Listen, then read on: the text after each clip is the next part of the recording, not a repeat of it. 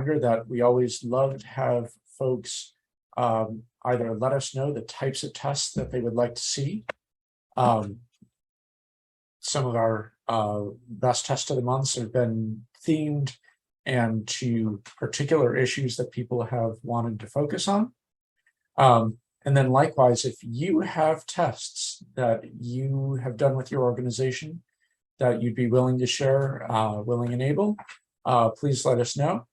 We would love to feature those as well, because yes, these scientific studies are great. Love to also see what's happening practically in the fundraising environment. So this is a bit of a presentation in search of a theme, but a couple of interesting studies that just recently came out, including an explanation for COVID giving. Now that we see that there was this COVID bubble for a lot of organizations, and that's deflating right now. Kind of overall results are looking like they are coming not down to back to pre-pandemic levels, but certainly down off of our pandemic highs for a lot of organizations. So why did it go up? Why is it coming back down? This is a bit of an explanation for it, and it makes me think of the memento mori. These are the reminders that were done in ancient art that's are reminders of death and that we are all going to die at some point. And so the researchers in looking at this said that part of our psychological makeup is, in order to not focus on that every day, we adapt attitudes and behaviors that reinforce our worldview and boost our self-esteem, one of which and also give meaning to our existence. Why are we here? What are we doing with the time that we have on this earth? And so there's this anxiety buffering system that helps us look for things that are beyond our own lives. And so the researchers' hypothesis was that if people have thoughts of death and fear of death, it'll lead to feelings of powerlessness and materialism that I wanted. Powerlessness in particular, it's I feel powerless and therefore I'm going to do this thing to try to create power, and that will lead to increased donations. And so the question I had is, how do you even measure something like that? So first off, they had some simple survey questions. So for death anxiety, they said on a Likert scale from strongly agree to strongly disagree, 1 to 7. I've seen the scale before. I'm afraid of dying from a life-threatening disease. I can't make an impact on my surrounding even when I want to, for powerlessness. And then materialism, I'm bothered when I see people who buy anything they want. That would be kind of the opposite, materialism. And then they did word games. Yes, really word games. And so they asked people to fill in the following words. So take a look at this. Fill those in however you would like. Hopefully you have those in your mind by now. And so for low thought accessibility, there were things like kissed or coffee or graph or grape. For high death thought or accessibility, killed, coffin, grave. And so it's a way of measuring what your subconscious may be putting out into the world and causing you to go in one direction or the other. So they also measured charitable giving as one of the outcome variables. They measured it 4 ways. How much are you willing to spend? How much of your total spending are you willing to spend? The time that you're willing to donate to a charity by volunteering, and how much do you value your time, so they can put a monetary value onto that. So the first results that they did, that was static. They just took a look at surveying and where people are and how that correlates among those things. So this is what they came up with. And I'm going to step off. You see a lot of the asterisks, which are statistical significance. Pardon me. So the short version are that fear, death anxiety, and powerless correlate with everything. And that includes donations, materialism, pro-social spending, how much time you spend volunteering, how much you feel your value of time is in volunteering, the economic value of that, correlate with everything. So the more fearful you are, the more anxious you are of death, the more powerless you feel, the more likely you are to donate in some other things. And then 4 different measures of giving correlated with everything except death, thought, accessibility, and income. And so you have this look at monetary donation. It correlates with fear, correlates with death anxiety scale, powerlessness, materialism, socioeconomic status. That one's not too surprising. So there is some validity to this scale that they put together. So that's a static measure. Now, can you cause this? Can you, in your communications, cause people to have this? And so they showed people media about the death rate from COVID before asking them these questions. And then in the control, they didn't do that. And they also measured everything that we looked at before. And then they looked at all of the measures, plus how much happiness do you think you'll get from donating? What's your arousal and mood and selfishness and narcissism? And sort of how are you feeling about things? And so this is what they came up with. And I'm going to highlight, because this is a big wall of numbers, the big thing here. So COVID-19 MS, did they get messaging from COVID-19 versus no messaging? And the people who got the COVID messaging said they would donate on an average $34, no COVID messaging $23, statistically significant in this. So you could leave it there to say, hey, if you put COVID messaging out there, people are more likely to give. But they went a step further to see what is the causal relationship there. And it really is, first, it can cause it directly. People thinking about COVID has a direct line to increase charitable donations. But there's also this mediated relationship where COVID messaging leads to this sense of powerlessness, causes you to want to reclaim that by making your charitable donation. And then separate from that, your socioeconomic status, your income also factor into charitable donations with no interactions to COVID messaging whatsoever. So they said their key finding was people intend to donate and spend more on others when they feel fearful, whether it's death or mortality. It's experimentally activated, made salient, or if they're doing that on their own. A lesser finding that I did want to highlight is that they did look at the different, I mentioned they had all of those personality measures. They looked at who is more likely to be giving during these times. And so there's this, they found that people who start off greedier, more selfish, more narcissistic, more materialistic, more justifying of the system that already exists, they donate more, even more, when mortality salience is made salient. And so my immediate thought was the ghost of Christmas past with Scrooge. I'm making your mortality salient. This is why you need to be changing your ways, because Scrooge kind of epitomized a lot of those things. So the implications here are kind of part of why we had a COVID bubble. First is there's a direct causal relationship. People see something and they want to help. Great, perfect. There's also the sense of powerless that's created by a pandemic that you can't control or bargain with, those sorts of things. And so you want to reclaim control and have that sense of power in your life. I'm going to do this good thing because I'm reminded of my mortality, because I have the sense of powerlessness. And so that also causes me to give charitably. Both are factors in it. It also kind of shows going out of the COVID thing, because knock on wood, we're going to be out of this eventually. It also goes to show why when we put things into text that are imagery based, or things that cause someone to imagine that they are in the role. We've talked about that imagine study in the past. Imagine you are this type of person. Imagine you have this disease. Imagine you are a refugee and your life is in danger.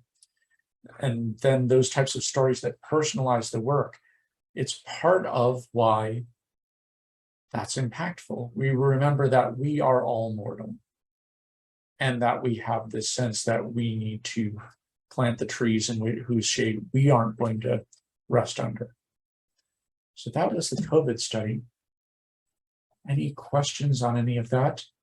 For those who are new and joining the session, don't worry about asking questions at any point in the chat, in the Q&A. You're not going to interrupt my train of thought. As you can probably tell, my train of thought doesn't really run on the track anyway. Second study, this is a permutation on one of our favorite topics that we talk about over and over again. Different people are different, at the risk of being arrested by the tautology police. But it's interesting the ways in which they're different. And so we think of how we often acquire people, and there's this idea of we need to get a lookalike audience. That's what you do on Facebook or on some of the digital means. Here's my list of donors. Get me people that look like these people. There are obvious DEI implications to that. You're literally saying, get me someone who looks like this person. And so you're not going to be diversifying your donor file very much. But other than that, it can find people that are similar to your donors. You can rent a list and say, okay, I am working with a disease organization. I'm going to rent the list of another disease organization because these people are likely to come in as well. And then, you know, your co-op may recommend, oh, these people, these are both children's organizations. They serve the same types of people or animals or what have you.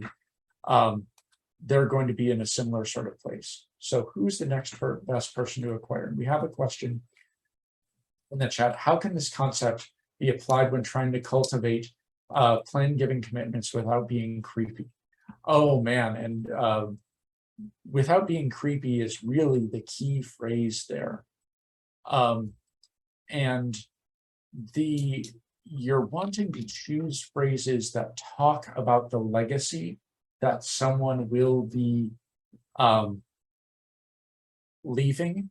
And so a favorite one of mine is helping support the having things that last beyond yourself, support your values beyond your lifetime, talking about that, the values and what you want to sustain in that sort of positive light does go to that idea of mortality, but it's in a more positive way and thus doesn't come across as creepy. I'm also thinking back to a plan giving test of the month we had a little while back that talked about the language of plan giving, and using plain language is very helpful, talking about wills and not bequests, and when you pass away, when you die, rather than, you know, charitable trust remainder, blah, blah, blah, blah, blah, all of those words, trying to keep it simple for someone who is probably already experiencing some of that fear, some of that death anxiety to begin with, making it easier for them and talking about lasting contributions without going in, because the person's likely already feeling that, without going into you're going to die.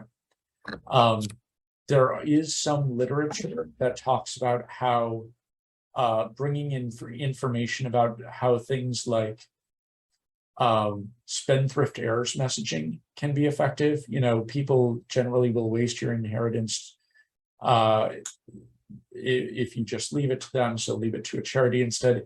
I've never felt fully comfortable using that type of messaging because of that icky factor. And so finding out what works for you and your organization, but really talking about the positive things that you will leave behind, I think is a way of doing that. And then I saw that there was a hand raised. Let me see if I can get to that. One moment.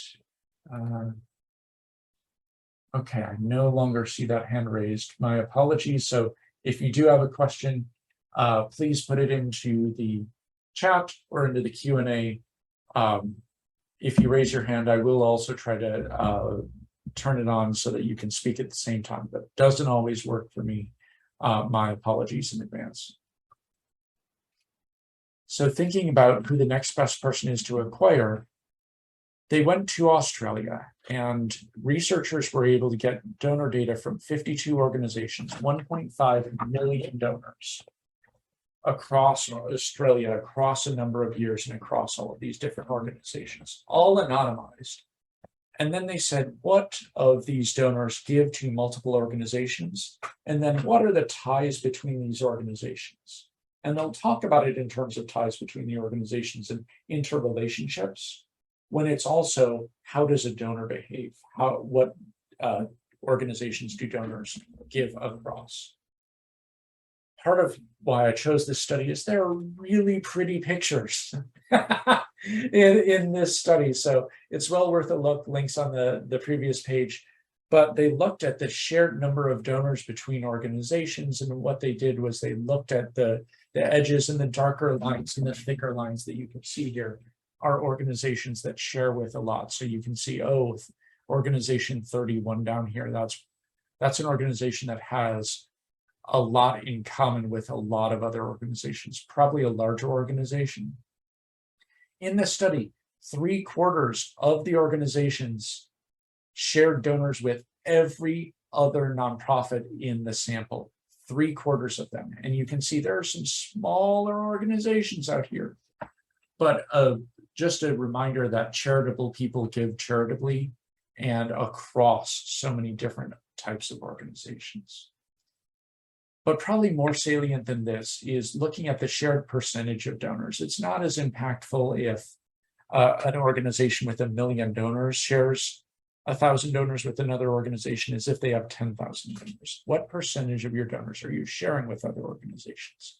And you can see this kind of centrality here. They found that the percentage of donors that organizations shared ranged from 0 to 34, to organizations that shared 34% of one organization's donors. And so they put off cutoffs to say, do you share 1%, 5%, 10% of your donors with other organizations? And so you can kind of see these central nodes here, and then some that are out more on the periphery. So as they looked at these, when you look at these, when the researchers looked at these in larger forms, they found that social service charities were relatively central.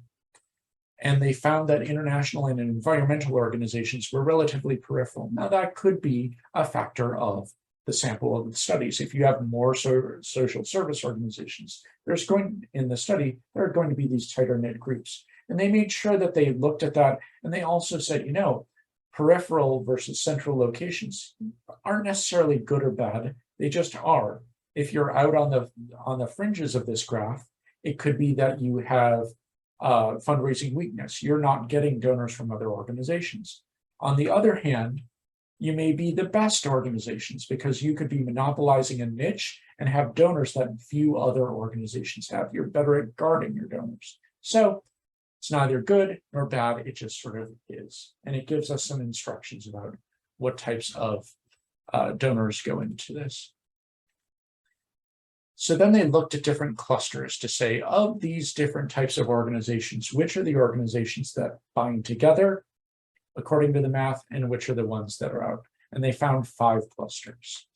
So cluster 1 is larger, well-known charities, large brands operate internationally. So that's 1. 2 and 3 are charities that operate in Victoria.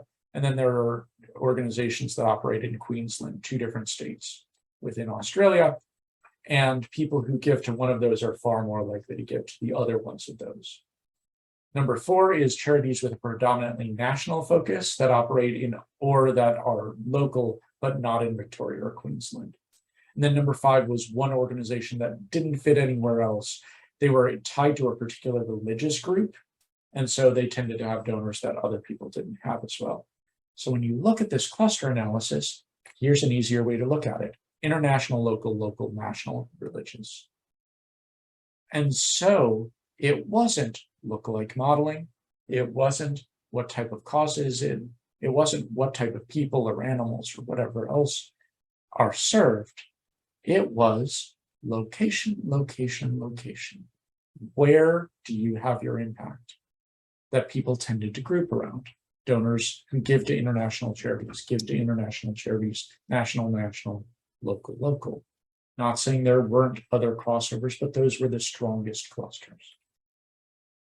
So there weren't these clusters around sectors or around beneficiaries, They then looked at centrality. And when they looked at how central something is to the node, they looked at, so there's in degree centrality. Donors from many other organizations give to my organization. And then there's out degree. Donors from my organization give to many others. And so you could see an organization that perhaps the most successful organization would have high in degree. They're getting a lot of donors from other organizations, but low out degree. They're not a smaller portion of their donors because they have so many, so diverse, they don't give to other organizations. So interesting there. So when they looked at that, they didn't find any significant differences in degree or out degree based on the beneficiaries.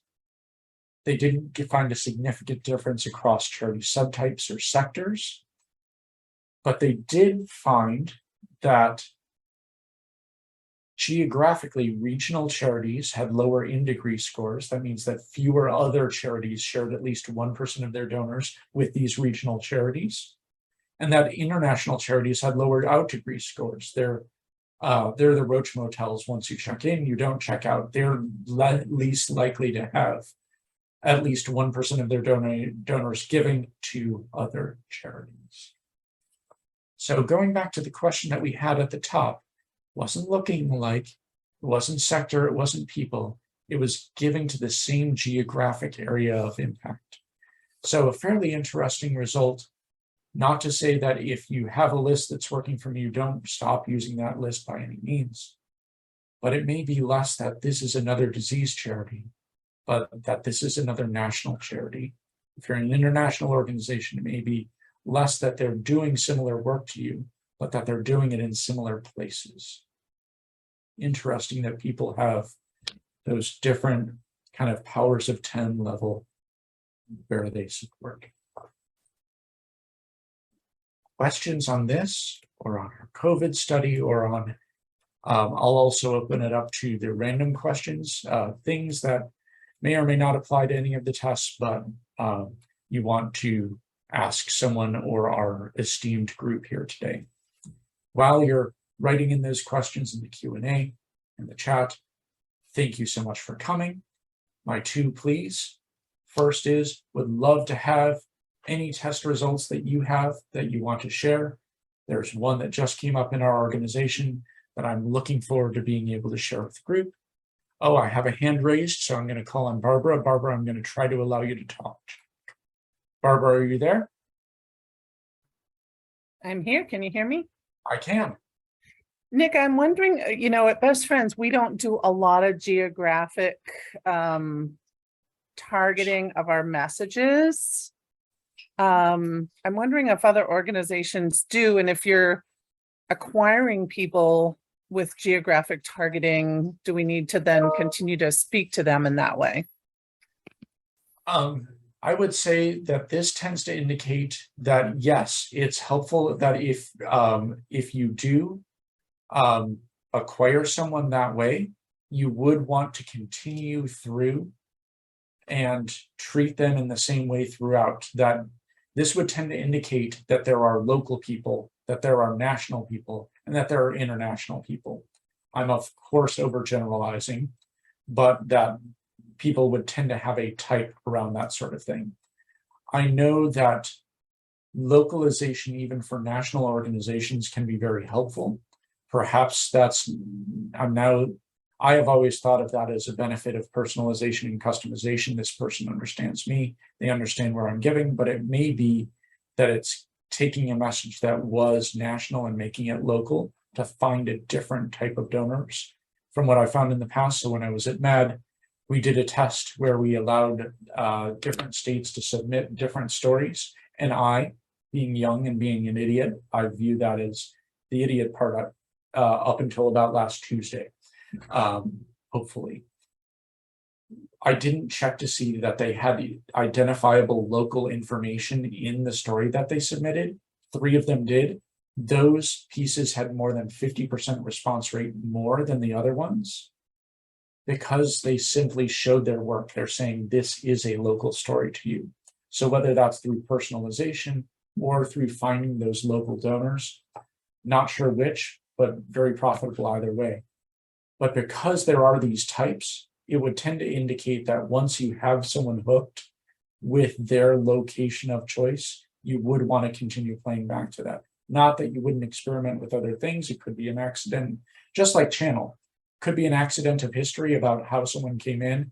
Just because someone came in through direct mail doesn't mean that they might not prefer to give online or vice versa. You want to give those opportunities, same sort of thing here, but people might tend to have a type. Hope that answered the question. Feel free to shout out if it did not. Yeah, that was great. Thank you. Thank you for the question. Question in the Q&A, if I want to look at the original of that chart, and the charts are fascinating. Where on Wiley can I go to get it? I put the links in the bottom here. So TMP will post the these presentations and you can get it from there, or just shoot me an email, and I'm going to in the chat my email address. Just shoot me an email and I'll send you over the slide deck and you can get the URLs from that. Similarly, we put in the URL of the first study there. So I'm going to go to the second study and I'm going to leave it there as I answer questions in case you're looking to copy that down. So there we go. Would you email the presentation to us? Yes, I will make the notes for you to send that out to you. And then I would love to see test results for two specific things related to digital fundraising, suggesting a donation amount in an email, either tailored to the recipient or not, and upselling Giving Tuesday year-end donors to monthly giving. Thanks in advance if you're able to dig anything up. I'm glad. Thank you so much. This is one of the examples of we want to do things that are specific to your interests. So I'm so glad you're writing in about that. There is a particular study that I'm thinking of for digital fundraising, I believe from our friends over at Next Chapter, that I will bring to the group hopefully next month. I'll spoil it. I'll also spoil it ahead of time if you're needing to send out emails in the next month. It would tend to indicate that putting amounts into email may actually suppress response rate, believe it or not. That the ask for the amount may be better on the donation page. Possibly because we have that kind of two-tier system to how we think about donations. We choose whether to donate, then we choose how much to donate. Those aren't actually conflated in our mind.